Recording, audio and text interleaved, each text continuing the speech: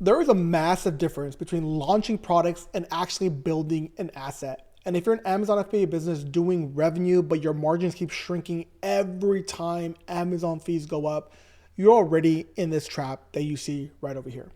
And I took a brand doing $6,000 a month to $60,000 per month in not revenue, but profit without launching a single new parent ASIN. And I'm going to break down the exact 3 levers that actually did it, including one pricing move most sellers are too scared to even touch in their business. And if you don't fix this, you'll keep working harder for less money every single year because fees do not go down on Amazon. They always, and I mean always, go up. And here's proof, right? So I purchased this actual business on Empire Flippers around 3.5 years ago now. And you can see I'm actively purchasing businesses. These are my Empire Flipper numbers here. This is the first business I went ahead and purchased. This is one I'm going to go over in this case study. But there are numerous different types of businesses that I have gone ahead and purchased on Amazon FBA. But let's talk about this case study where you can see the business was doing $5,961 in monthly trailing 12-month profit. And we went ahead and took it to $58,000 in profit every single month. And this is a screenshot from Sellerboard itself. For those of you guys that are skeptical, this is the actual, you can see the actual products that I go ahead and sell. This is Maverick. You can see the cost breakdown, how much I spent in advertising over this last trailing 12 month. And I'll even go ahead and go as far as showing you the exact revenue figures, the refunds, the promo, the advertising, the cost of goods sold. Everything is there for you as opposed to like tacos. Everything is here for you. You can even see my actual conversion rate at the very bottom there. So if you are a skeptic, I'm here to go ahead and kind of calm your nerves because I'm an actual operator, owner of this actual business. But one thing's clear. The acquisition thesis that I always do before I purchase an Amazon FBA business and see if it's primed and ready to actually scale. And again, I buy problems. I do not buy lottery tickets. And I've been burned a couple times with purchasing Amazon FBA business. And this framework is going to go ahead and save you hundreds of thousands of dollars. And why do I say that? Because I have lost hundreds of thousands of dollars. Okay, so one thing I look for is stable demand. I need at least 2+ years of sales history. I bought in fads before. I bought in supplements that have gone crazy as far as search volume because there was not a lot of competition and then demand kind of falls off a cliff. So I need at least 2 years of sales history. Number 2, real profit. I do not want to buy a business anymore that is generating less than $5,000 or even $6,000 per month in profit. If you could buy a business that's doing less than this trailing 12 month, you are buying a startup basically where, it could be a fad still. It could be something where they got lucky on a few keywords and they're going ahead and, making sales on that. So I need some consistency when it comes to actual profit before I can actually scale a business. And there has to be some hidden upsides, problems that only operators that have been in Amazon FBA can fix by just going ahead and pulling a few levers. And this is the actual product, as I mentioned before, right? Maverick was the target that had all of this and basically was able to go ahead and fix from going from $6,000 to $60,000 a month in profit. And I acquired it for $190,000. Here's other proof of it right here on the seller dashboard. We can kind of go into the actual business. You can see the purchase details. I did some seller financing as well. You guys get the point. Right? So I acquired it for $190,000 and the starting profit was $6,000 and the business was actually 3 years old. I have the P&Ls. If you guys are interested in going ahead and saying that, go ahead and drop them in the actual comments below. But what were the broken levers that I diagnosed when I first bought this actual business?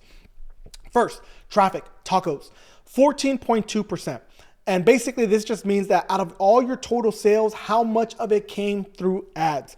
So for all the revenue figures, 14% of that revenue figure came from ads. But I saw a lever that was ultimately one of the best levers I went ahead and found, which was they were running out of budget by midday. So they were making these sales, they were making these revenue figures, they were making this profit, but they would run out of budget midday. So the potential to get more sales was just as easy as turning on or giving the actual ad campaigns more and more budget. Seems obvious, but I have come over so many different types of businesses, especially on Empire Flippers or Quiet Light, that this is a very, very common thing with a lot of Amazon FBA operators, right? Because they're not in the weeds of their actual business. They are more product driven. So that's one. And also there was a bunch of different types of campaigns that weren't being run, but I'll go ahead and say that a little bit later. I just want to go over the top line levers. Number two, COGS, right? COGS were on average on the best-selling ASIN around $4.50 per unit and was never negotiated. As they were scaling up, they thought this was the best price possible. They never went back to negotiate these prices with their actual supplier, or in better terms, reach out to other suppliers, get some samples, test the quality control, and then negotiate from there, right? So that's another lever that went ahead and got pulled. Number third level, conversion. There was a 10 plus conversion, and you guys might look at this and be like, wow, that is a great conversion. And I will tell you that it really depends on your actual niche, but the higher the conversion, the more opportunity there is in the actual business. Why? Because people that strive or stress or go ahead and are infatuated by conversion rate are relying solely on organic traffic and high intent buyers. You see, when it comes to Amazon, it is a funnel. You can't just rely on the low-hanging fruit. You have to try and convince people at the top of the funnel as well that will eventually come and buy from you long term, right? So this is running more broad campaigns, more phrase campaigns, and then running sponsored display campaigns to be able to retarget this end customer. Maybe not on the first choice, but eventually they'll go ahead and keep on buying. So the real PPC problem, let's go ahead and kind of analyze all of this, right? So focused on ACoS targeting only. And if you're an Amazon PPC or Amazon FBA operator, this is kind of normal to you.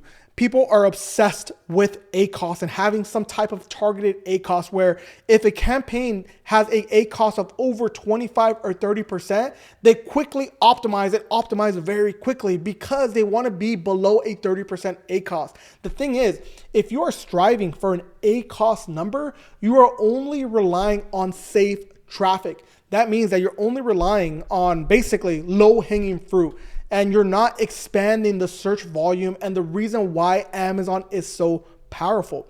So I've put right here, like where they were spending versus where the buyers were actually here.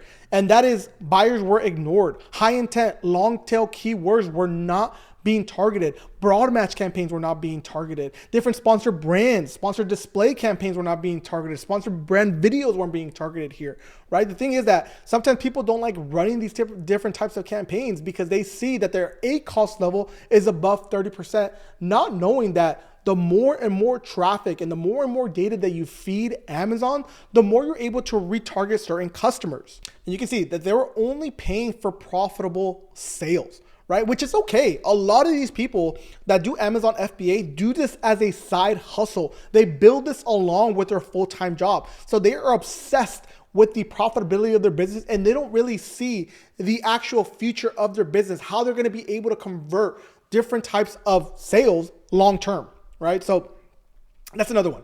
And you can see by just implementing this one lever, which was a PPC overhaul, you can see before, right over here, the month before I purchased this actual FBA business, they were running very, very optimal, right? $4,000 in ad spend in a single month, and they made close to $17,000 in sales. This is a great business that was just being underutilized when it came to ads. And what did we do as far as what they did as far as running out of budget, not going ahead and scaling with ads? After that, we focus. You can see that same May figure right over here. We just exploded in ad spend. And what does that result into? Well, you can see right on the screen. We spent in a single month, our best month, which was August, right? $120,000 in ads in a single month. Just based on data, refining that data, seeing the keywords that we're actually going ahead and converting into sales, working on this one funnel where we just weren't relying on the actual profit or the high intent of the bottom of the funnel. We actually had a full funnel approach, and that led to close to $400,000 in sales through PPC. And again, this is just PPC alone. We still had organic sales coming in as well. So just by going ahead and fixing this lever, you can see they were properly optimized, going ahead and trying to go ahead and just worry about profit for every single customer. And they had a 14% tacos. And we took over this business, basically exploded to 23% in tacos. But that allowed us to make extra $12,000 every single month. Not by coming out with a new product, but by fixing what the inefficiencies were in just PPC alone. And again, it takes some time to collect this actual data. But let's go over lever number two, which is supply chain reset. You can see that I mentioned before they were going on their best-selling ASIN, they had a cost per unit of $4.50, and their payment terms were 50% upfront, 50% when the manufacturing when the manufacturing went ahead and finished. I'm sorry, I go ahead and don't make any edits on my actual video. So guys, I appreciate that. Like, subscribe. But after negotiating, after scaling the actual businesses, going ahead and giving the manufacturer more and more business, we were able to drop it by 31%. And on top of that, preserve cash flow issues, because now we have net 60-day terms. If you guys don't know what that means, it means that they manufacture the actual product for us. Once it has shipped their facility, we have 60 days to pay for that inventory. So it allows us to get these items into Amazon, get some sales, and then pay our supplier after that, right? And if you do not ask, you can now go ahead and get these actual terms. And just by doing this, again, not coming out with any new parent ASINs right over here, we're able to profit $8,500 every single month just by negotiating price with our suppliers. And by the way, right, if you want the exact checklist I use to evaluate these actual deals, right, plus a step-by-step breakdown on how to fix your PPC, negotiate supply chain, and basically optimize your actual listing, I put an entire framework into a free PDF called the Maverick Operator to Owner Playbook. That basically whatever I go over today is going to be in that PDF. It is not a course, it's an actual playbook that I use to take this business that was basically, I bought it for $190,000 at acquisition to over $2 million in value right now. And it's completely for free. So the link is in the description. You don't need to go ahead and confirm. You don't have to confirm for an email. You're going to go ahead and get it instantly. So now let's get to the actual third lever in this actual business. So after that, we have the listing optimization, as I mentioned before. And I give you guys a sneak peek of how it looks like. But I am obsessed with A/B testing when it comes to Amazon and main photos.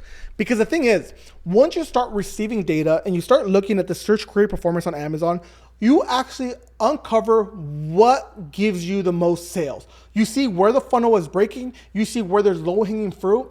And I started noticing that people are going ahead and searching up our keywords based on them wanting to put their phone somewhere when they go on long distance running. So before, the main image looked fine, right? You can see the main image really didn't change. What I did add was two separate things.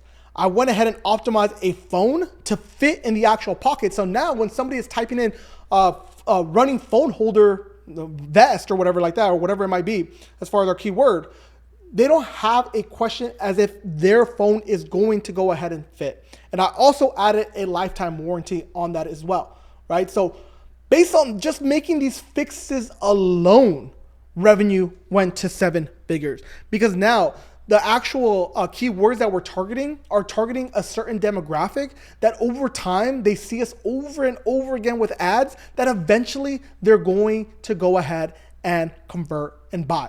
Again, little tweaks like this, you can make in your listing based on your search query performance and what actually moves the needle. And you can see the results. An 8x asset valuation, where we're going from the base profit of 6,000, we fixed some PPCs, we missed some COGS, and then we have a conversion and growth killer, right? Optimizing cost per click, optimizing click-through rate, optimizing conversion rate, everything. And obviously we added different color variations or different size variations of our actual product, but the core system still remains. And this is literally the exact playbook that took us from acquiring this business from $190,000 to now we actually have this business listed for sale at Quiet Light for over $2.1 million, which is still kind of nuts to say, right? So like the choice is yours. You can continue being an operator, building a job on a hamster wheel where you're over and over trying to go ahead and come out with a new product that we mentioned in the beginning of this video.